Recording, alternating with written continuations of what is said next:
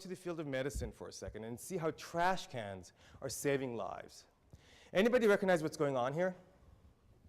This is staph infection, antibiotic-resistant staph infection. More people die of staph infection than of HIV every year. Think about that.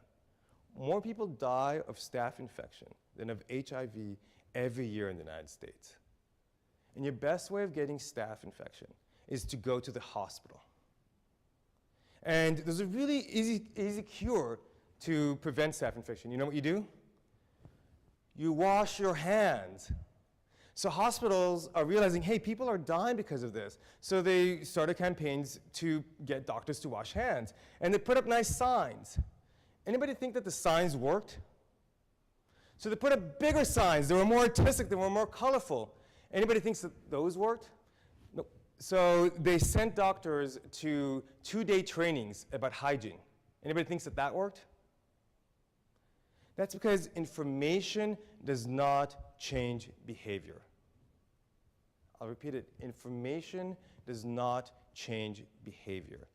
If it did, all of us would floss, none of us would smoke. So instead of just dumping information down to people, the head of infection control assembled everyone from the hospital, including this guy. This guy's name is Jasper. He was a Vietnam veteran, didn't finish high school.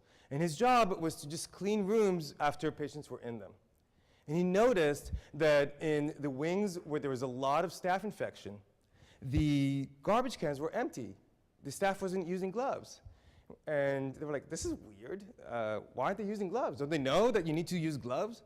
So rather than talking about them, the entire team went to that wing and said, what's up? Why aren't you using gloves? And that specific unit said, well, you know, nurses here, we have extra small hands. And this hospital is so cheap that they won't get us enough extra small gloves. And we said, well, what if we give you more extra small gloves?